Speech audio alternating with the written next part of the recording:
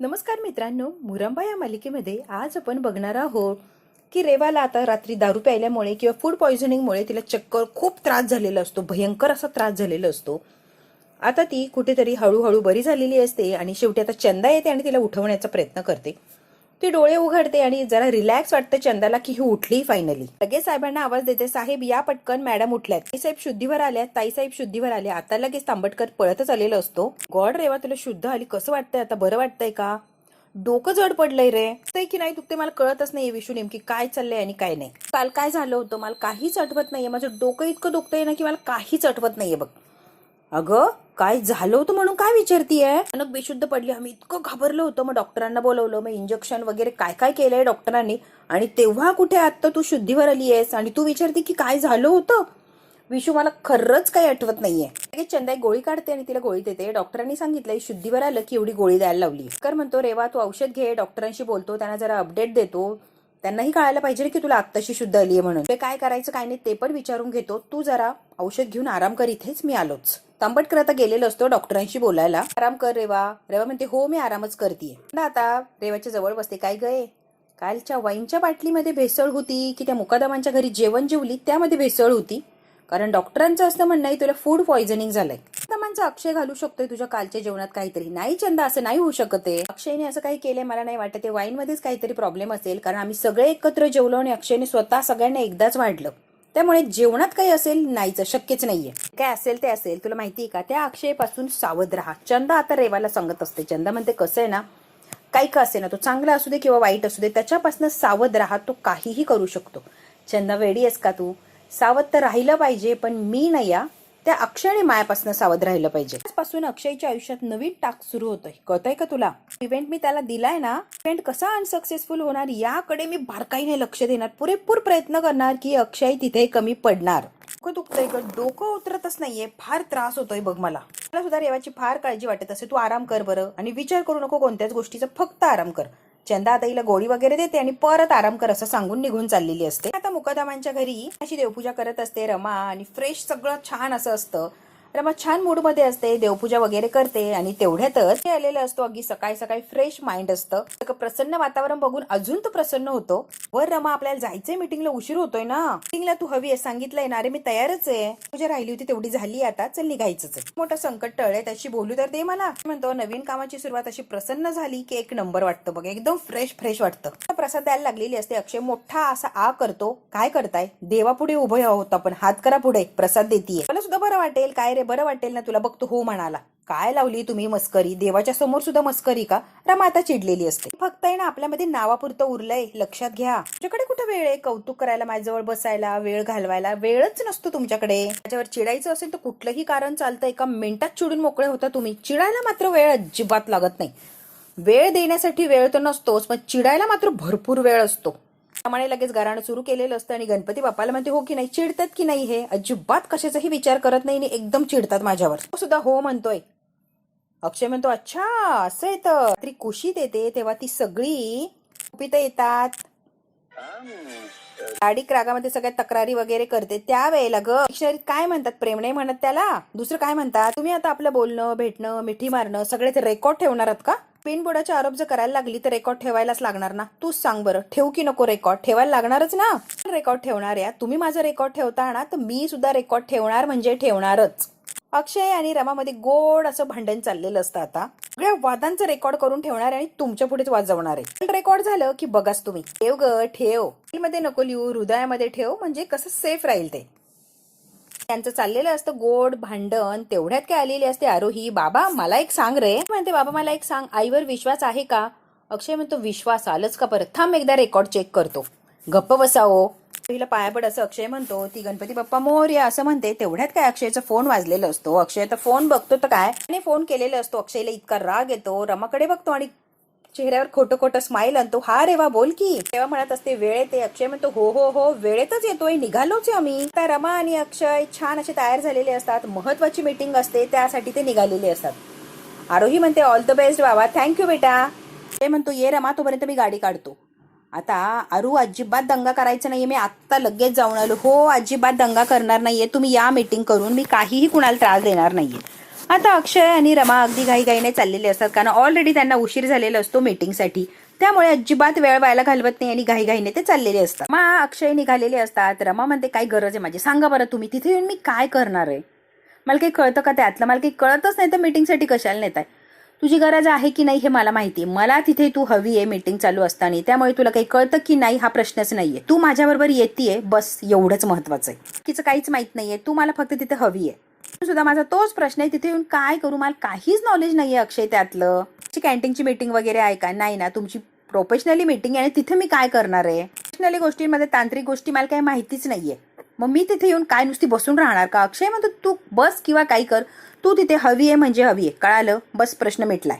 कवण्यासारखी उभी राहू का फक्त, जी तांत्रिक मदत नकोच आहे मला, तू फक्त मला मायाबरोबर तिथे पाहिजे, कळालंय का, त्यामुळे प्लीज तू गप्प बसून मायासोबत यायचंय, नाही असं म्हणायचं नाहीये. आता समजवण्याचा प्रयत्न करते. अक्षय समजून घ्यायला तयार नसतो, कारण त्याला काहीही करून कोणत्याही परिस्थितीत रमा त्याच्याबरोबर हवी असते आणि म्हणून तो तिला घेऊन चाललेला असतो. माझ्याबरोबर असली ना की एक बळ येते, एक ताकद येते, एक उमेद येते, ढाल आहेस तू माझी. रमा म्हणते वा वा वा, छान आहे ना, असं समज. त्या चेहऱ्यावर गोड असं स्माईल आलेलं असतं. ते बापरे, कौतुक करताय हो जबरदस्त, एवढं कौतुक करू नये, माहिती नाही का तुम्हाला, फारच कौतुक करताय तुम्ही, कौतुक का नसतं करायचं सांगू शकतेस का जरा.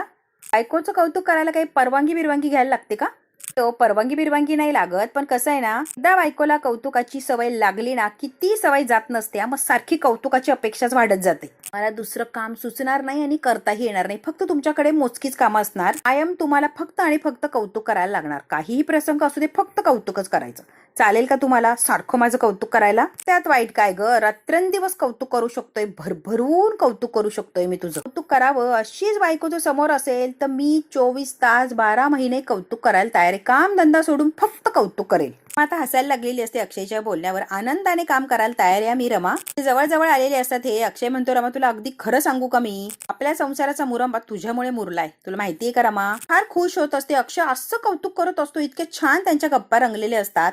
मनातल्या मनात अक्षय म्हणतो आज जे तुला मी सुखाचं स्वप्न दाखवतोय ते जर कायम टिकवायचं असेल ना रमा, तर त्यासाठी तुला मला देवाने जो चांगुलपणाचा मुखोटा घातलाय ना तो काढायला पाहिजे. एकदा रेवाचा चांगुलपणाचा मुखोटा गळून पडला की सगळे प्रश्न दूर होतील, प्रॉब्लेम्स दूर जातील, फक्त सुख आणि सुखच जवळ येईल. खरा आणि क्रूर चेहरा जर समोर आणायचं असेल तर खेळाच्या प्रत्येक वळणावर तू साक्षीदार हवी आहे, म्हणजे तुला स्वतः कळणार की रेवा काय आणि कशी वागू शकते. ते फार विचार करून रमाला बरोबर आणलेलं असतं मीटिंगसाठी, कारण तिथे रेवा असते आणि जिथे रेवा तिथे धोका, हे अक्षयला गणित माहिती असतं, म्हणूनच तो घेऊन आलेला असतो रमाला बरोबर. इकडे आता रेवाची सदानंदजींबरोबर मीटिंग सुरू झालेली असते आणि रेवा म्हणते सदानंदजी एक गोष्ट लक्षात ठेवायची, हे जाळ आहे ना रमा अक्षयला अडकवण्यासाठीच टाकलंय आपण. ही कल्पना विशूला कुठल्याही पद्धतीने झाली नाही पाहिजे, एवढं लक्षात ठेवायचं. विशूला जरा सुद्धा भणक नाही लागली पाहिजे. हे जे काय चाललंय ते फक्त आणि फक्त आपापल्यात राहिलं पाहिजे. डोंट वरी, काहीही कळणार नाहीये. एवढंच माहिती पाहिजे की एवढा मोठा प्रोजेक्ट अक्षयला देतो, एवढंच कळायला पाहिजे. नक्की मॅम, डोंट वरी, असंच होणार. आंबेडकरला एवढंच माहिती आहे या इव्हेंटचं फूड कॉन्ट्रॅक्ट आंबेडकरांना एवढंच माहिती की फूड कॉन्ट्रॅक्ट फक्त अक्षयकडे चाललंय, बाकी काहीच माहित नाहीये. हा मागचा ट्रॅप वगैरे काहीच माहित नाहीये त्याला, अगदी सरळ सरळ गोष्टीच त्याच्यापर्यंत पोहोचलेल्या आहेत. दोघांनाच माहिती आहे सगळ्या गोष्टी, त्यामुळे डोंट वरी. फार खुश झालेली असते की तिने प्लॅनिंग केला तसं परफेक्ट होत चाललेलं असतो. बोलणं काय ते झालेलं असतं. तेवढ्यात काय अक्षय आणि रमा आलेले असतात. रेवा म्हणते हाय, अक्षय म्हणतो हॅलो. सदानंदजी, रमा अक्षय, त्याच्याबद्दल मी तुम्हाला सांगितलं ना, ते ही दोघं आहेत. अक्षय, हे सदानंदजी, यांच्याकडनं कॉन्ट्रॅक्ट मिळणार आहे तुम्हाला. बिझनेस सर्कलमध्ये खूप मोठं नाव आहे अक्षय यांचं. की बसून निवांत बोलूया आपण. कसं आहे ना अक्षयजी, रेवा मॅडमने तुमचं नाव सांगितलं तेव्हा आम्ही दुसऱ्या कोणाचाच विचार केला नाही. रेवा मॅडमने नाव सांगितलंय म्हटल्यावर काय परफेक्टच असणार ना. या मोठ्या कॉन्ट्रॅक्टसाठी कमीत कमी 5 ते 6 ठिकाणची चव बघत असतो आणि मग काय तो आम्ही एकदा डिसाईड करतो कोणाला द्यायचंय म्हणून. तुमच्याबद्दल इतकं ऐकलंय, चव न घेता फक्त आणि फक्त रेवा मॅडमच्या शब्दावर विश्वास ठेवला आणि एका मिनिटात तुम्हाला कॉन्ट्रॅक्ट द्यायचं असं ठरवलं. म्हणतो थँक्यू सो मच सर. शाळेत नुकतंच जे काही घडलं त्याची माहिती आम्हाला मिळाली आहे आता, सगळंच कळालंय. पण कसं आहे ना, रेवा सारखी मैत्रीण तुमचं नाव घेऊन माझ्याकडे येते, त्या शंकेला अजिबात जागा नसते. तो इतिहास विसरलो आणि नव्याने तुमच्याकडे विश्वास ठेवून नव्याने तुमच्याकडे काम घेऊन आलोय. फक्त रेवाच्या शब्दाखातीर नवीन संधी द्यायला तयार आहे. रेवा परत हिरोईन बनलेली असते आता, एवढी चांगली की अक्षयला काम मिळवून देतीये. वा, फार कौतुकाने बघत असते रेवाकडे. पण अक्षय अगदी क्रूरपणे तिच्याकडे बघत असतो, कारण किती कारस्थानी दिमागी रेवाचा फक्त अक्षयलाच माहिती असतं. तर थँक्यू सो मच आनंद सर, खरंच थँक्यू सो मच. माझ्यावर विश्वास दाखवला त्याबद्दल खरंच थँक्यू. कदम केटरवरती जो काही विश्वास दाखवलाय ना, तो अगदी सार्थकी लावेल मी. अजिबात तुम्हाला शंकेला जागाच देणार नाही. दर 2 महिन्याने असले कार्यक्रम असतात. जर तुम्ही आता परफेक्ट हा कार्यक्रम केला तर सगळे पुढचे कार्यक्रम तुम्हालाच मिळणार. आपलं गणित जर जुळलं तर तुम्ही आम्ही कायमचे असणार बरोबर. अक्षय म्हणतो नक्कीच. कॉन्ट्रॅक्ट पुरतं मर्यादित न राहता लाईफ टाईम कॉन्ट्रॅक्ट सुद्धा करू शकतोय. फक्त आणि फक्त आता पहिली तुमची कशी परफॉर्मन्स असणार आहे त्यावर सगळं काही कॉन्ट्रॅक्ट डिपेंडेड आहे. अक्षय म्हणतो तुम्ही काळजीच करू नका, मी एक नंबर असं काम करण्याचा प्रयत्न करणार. तर खरंच आभारी आहे मी तुमचा, खरंच आभारी आहे. चिंता राहा सर, क्वालिटीच्या बाबतीत कोणतीच तुम्हाला तक्रार करू देणार नाही. एक नंबर असं माझं काम देणार मी. Very good अक्षयजी. पण आहे ना, तेच म्हणजे फक्त चव नसत्या, शिस्त सुद्धा असते त्याबरोबर. अशा कंपनीचे काही कडक नियम सुद्धा आहे अक्षयजी, ते सुद्धा समजावून घ्या. फॉर्मॅलिटी म्हणून तुम्हाला ते पूर्ण करायला लागणार आहे. वरी सदानंदजी, पॅनल्टीच्या क्लोजेस बद्दल त्याला आधीच सांगून टाकलंय मी. पॅनल्टीची वेळ तुमच्यावर येणार नाही याची मला खात्री आहे, त्याबद्दल काही वादच नाही अक्षयजी. पण कामात जराही काही कसुरी असली, टेस्टमध्ये काही प्रॉब्लेम असला किंवा डिलेव्हरी वेळेवर झाली नाही तर तुम्हाला 10 लाखांची पॅनल्टी द्यायला लागणार अक्षयजी. रिमेंबर, 10 लाखांची. पुढे मोठे ट्रिक्स पेलण्याची तुमची तयारी आहे ना अक्षयजी. अक्षय आणि रमा एकमेकांकडे बघायला लागलेले असतात आणि अक्षय आता कुचित भावनेने रेवाकडे बघत असतो. त्याला माहिती आहे सगळा ट्रॅप आहे ना रेवाने जे टाकलाय आपल्यासाठी मुद्दामून. आता रमाला डोळ्याने असं खुणवतो, ठीक आहे सगळं तुम्ही काळजी करू नका, मी तक्रारीला जागाच ठेवणार नाही, वेळेच्या आधी सगळं काही देणार आणि टेस्टच्या बाबतीत नो कॉम्प्रोमाइज, एक नंबर तुम्हाला टेस्ट देणार आहे मी, त्यामुळे डोंट वरी. आमच्या कामात प्रामाणिकपणे करणार आहोत सगळं, तर भीती बाळगायचं कारणच नाहीये ना, बरोबर आहे की नाही सर. व्हेरी ग्रेट, कॉन्फिडन्स आवडलाय मला. 3 लाखांचा चेक दिलेला असतो त्या सरांनी ऍडव्हान्स म्हणून. अक्षय रमा फार खुश होतात की फर्स्ट चेक मिळालाय कामाचा एवढा मोठा, तोही नुसता ऍडव्हान्स 3 लाखांचा. बोलण्यावर नाही अक्षयजी, कृतीवर सुद्धा विश्वास ठेवतो. अक्षय आता चेक नीट बघून घेत असतो. कामाचा ऍडव्हान्स आहे अक्षयजी हा. अक्षय आता रेवाकडे बघतो, रेवा लगेच हसते, कॉंग्रॅच्युलेशन अक्षय, हात जोडतो आणि त्या सरांना म्हणतो thank you sir, thank you so much. तक्रारीसाठी कुठलीच जागा ठेवणार नाही, डोंट वरी, अगदी बिंदास्त राहा तुम्ही. मी काम अगदी चोख आणि प्रामाणिक करणार आहे, त्यामुळे तुम्हाला कुठेच काही कॉम्प्रोमाइज करायची गरज नाही. कामांचा शब्द आहे त्यामुळे बिंदास्त राहा. अक्षयला माहिती असतं हा ट्रॅप आहे आणि या ट्रॅप मध्ये मला अडकवण्याचा प्रयत्न करताय रेवा आणि तिचा हा मित्र. तरी सुद्धा अक्षयने धाडस केलेलं असतं आणि हे कॉन्ट्रॅक्ट घेतलेलंच असतं. तिथे चौघे असतात पण चौघांपैकी अक्षयला माहिती असतं की हे किती चॅप्टर आहे किंवा माझ्या विरुद्ध काय कट करताय, आणि त्या दोघांना माहिती असतं की अक्षयला काहीच माहित नाही आपण काय कट करतोय. फक्त रमाच बिचारी गाफील असते, तिला काहीच माहित नसतं हे जे काय चाललंय. तिने अगदी अंधळेपणाने विश्वास ठेवलेला असतो रेवावर. रमा मीटिंग संपूर्ण आता परत माघारी निघालेली असतात. रमा फार बोर झालेली असते. अक्षय म्हणतो काय ग रमा, काय झालंय? फक्त उन्हामध्ये जशी फुलं कोमेजून जातात तशी तू का कोमेजून गेलीयस? टेन्शन आलंय अक्षय, एवढी मोठी जबाबदारी आहे. बोलणं आठवतंय, 10 लाखाची पॅनल्टी द्यायला लागणार आहे आपल्याला. पुढ्या उन्हात डोकं आणि विचार दोघं सुद्धा एकदम शांत ठेवायचे. रमा रस पिऊ चल, जरा शांत होशील आणि थंड डोकं पडेल तुझं, चल. अक्षय आणि रमा छान थंडगार रस पिण्यासाठी आता आलेले असतात. मात्र खूप टेन्शन आलेलं असतं. अक्षय अगदी रिलॅक्स असतो. अक्षयला माहिती हा सगळा ट्रॅप आहे माझ्या विरुद्ध, पण मी तिच्या जाळ्यात अडकणारच नाहीये. मला सारखं सारखं त्या माणसाने सांगितलं कामात किंवा वेळेत किंवा टेस्ट मध्ये जरा जरी काही चूक झाली तर 10 लाखाची पॅनल्टी भरायला लागणार आहे. या गोष्टीचा सारखा सारखा विचार करून रमाचं डोकं अगदी फुटायला लागलेलं असतं. जातो, स्वतः उसाचा रस आणतो आणि तिला देतो. अमृत पी आणि शांत हो. कसं शांत हो तुम्ही सांगा बरं. पॅनल्टीचं सांगितलं होतं तिने आधीच, रक्कम इतकी मोठी असेल हे तिने सांगितलं नव्हतं, बरोबर ना. ती फक्त म्हटली की पॅनल्टी भरायला लागणार, 10 लाख भरायला लागणार हे तिने सांगितलंच नव्हतं. रमा आता छोट्या छोट्या गोष्टींमध्ये चुका काढायला लागलेली असते. त्याच वेळेत नाही ऑर्डर पोहोचू शकलो तर 10 लाख रुपये द्यायला लागणार आहे. अक्षय विचार करा तुम्ही. अक्षय आता हसत असतो. वेळेवर पोहोचवू शकलो नाही तर 10 लाख रुपये द्यायला लागणार, बरोबर ना. तुला वाटतंय का तुझा नवरा फेल होणार आहे? रमा तुला विश्वास नाहीये का माझ्यावर? नाही वाटत तुम्ही फेल होणार आहे, पण टेन्शन येतं ना हो. सगळं मजेत घेताय, मला टेन्शन आलंय, माझं डोकं बंद पडायला लागलंय विचार करून करून, आणि तुम्ही अगदी रिलॅक्स. चल टेन्शन घेतीयस, डोंट वरी, नकोच घेऊ टेन्शन. फक्त शांत राहा आणि माझ्याबरोबर खंबीरपणे उभं राहा, बस. मला तेवढंच हवंय, बाकी काहीच नकोय बघ. विश्वास ठेव ग, सगळं बिंदास. बिंदास म्हणजे बिंदास, होणार म्हणजे होणार. कर ग, भरपूर विचार कर, भरपूर टेन्शन घे. सॉल्व्ह झाला तर झाला प्रॉब्लेम. त्याच्या वेळेला विचार करत होती आईस्क्रीमचा मिल्कशेक झाला होता म्हणून मी रस घेतलाय. आता याचं काय मिल्कशेक वगैरे होणार नाही, ऍज इट इज आहे तसाच राहणार. तू कर, भरपूर विचार कर आणि निवांत पी. ही बोलता तुम्ही काय हो, तुम्हाला मजाक सुचतोय का इथे सुद्धा? अक्षयने गोड असं हसू आणलेलं असतं रमाच्या चेहऱ्यावर थोडीशी गंमत करून. एवढंच हवं होतं मला, अशीच हसत राहा, आनंदी राहा, टेन्शन घेऊ नको, टेन्शनला दूर लोट ग. त्या पाठीशी सावली सारखी उभं राहा, एवढंच अपेक्षित आहे मला, बाकी काहीच अपेक्षित नाहीये तुझ्याकडनं. ते आता रेवाचा परत खेळ सुरू झालेला असतो कठपुतल्यांचा. तिने ती बाहुली तयार केलेली असते. बाहुलेला आता मागच्या वेळेला अक्षयचा फोटो चिटकून ती बाहुली जाळलेली असते. आता रेवाचा फोटो असतो आणि आता रमाचा फोटो लावलेला असतो रेवाने, आणि आता रमाला जाळायचं असतं आणि आनंद घ्यायचा असतो रेवाला. म्हणत असते आता मुकादमांच्या घरामध्ये सगळे आनंदी आहे, सेलिब्रेशन सुरू आहे. आता त्यांना मिळाला आहे एक मोठा कॉन्ट्रॅक्ट. आता हसत असते, तिला माहितीये हे सगळं काही क्षणिक सुख आहे. हे सुख असं हिरवलं जाणार आणि दुःखात रूपांतर होणार, यात काही शंकाच नाहीये. म्हणून रेवा फार खुश असते आणि त्या बाहुलीला जी रमा चिटकवलेली असते तिला कठपुतली बरोबर तिच्या तालावर नाचवत असते. तुला असं वाटत असेल अक्षयला हे कॉन्ट्रॅक्ट मिळाल्यानंतर त्याने मैदान जिंकले, बरोबर न ग रमा? नाहीये, मैदान जिंकण्याचा प्रयत्न नाहीच आहे. तुमच्या कुटुंबाच्या विनाशाचा सापळा रचला, ये असं होणारे रमा. आनंद नाही तर दुःखात रूपांतर होणारे या कॉन्ट्रॅक्टचं. पण तुझ्या नवऱ्याला शिवधनुष्य उचलण्यासाठी खूप खूप अवघड जाणार आहे हे त्याला माहितीच नाहीये. मी रेवा ते जमूच देणार नाही, तुझा नवरा ऑटोमॅटिकली हरणार. तो बॅड. भोळी रमा माझ्या ह्याच्यात अडकलीये, बरोबर अडकलीये. पुन्हा भोळा अक्षय तो तर सहज अडकलाय. त्याला कळालंच नाहीये रेवाने काय ट्रॅप टाकलाय आणि यांच्या बरोबर काय खेळ खेळते. जेव्हा 10 लाखाची पेनल्टी भरायची वेळ येईल तेव्हा त्यांना सगळं काही आठवायला लागेल. प्रॉपर्टी विकायला लागणार आहे, नाही ते सगळं गमवायला लागणार, रस्त्यावर यायला लागणार. त्या वेळेला भिकाऱ्यासारखी अवस्था बघायला खूप खूप मजा येणार, खूप आनंद मिळणार.